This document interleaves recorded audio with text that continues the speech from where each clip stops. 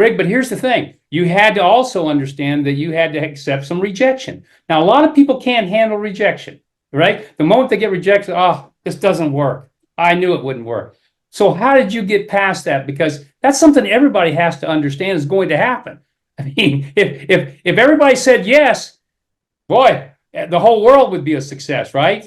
Yeah. So Yeah. so how do you get people to understand that rejection's okay? It's part of what you learn and how you grow. So how do you teach that? I know we're getting a little off, but this is so important to people and for people to hear. Yeah, yeah. Hey, we're in the people business, and there's all kinds of people out there. Here's the caveat. God created all of us, and he never created any two of us alike.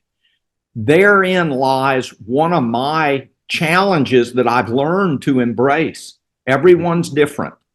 But Mark, every human being is born by God Almighty, created them with a dream and a desire in their heart to accomplish something.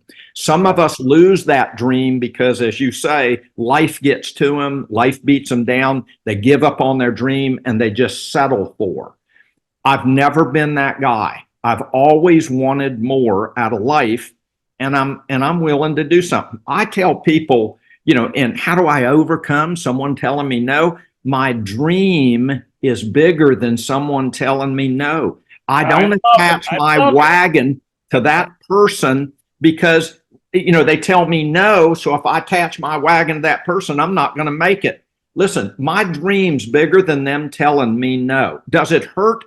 Kind of, but I learned that they're not rejecting me as a person. They're rejecting the fact that they're not willing to confess or be realistic or honest with themselves about what they're willing to do or not willing to.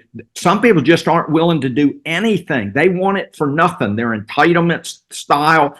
They don't want to face rejection. And I'm going, they're not rejecting me. They're rejecting an opportunity at this time. By the way, they may say, I always tell people there's three kinds of people that get in this thing.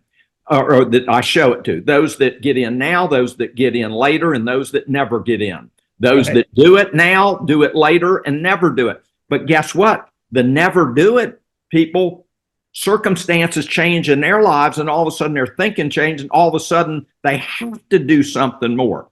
But I've never taken it personally when someone tells, hey, Brig, I'm not, even if they told me, hey, Brig, I ain't getting in with you. Okay, well, that may be legitimate in the day. So I had to change. I read books, listened to tapes, got around people like you, and I developed a better character about myself. But watch this. When they said no, I just grinned and I says, never say never, my friend, because things will change and I'm not going to forget you. I'll be back around. By the way, would you happen to know someone? And we're in the health and wellness. You have to know someone that wants better health, physically, financially. So I get a referral. So rejection is something that, yes, everyone's going to have to realize. Don't take it personally. You got to move on. There's plenty of people out there that want something more that don't have a vehicle to get them there.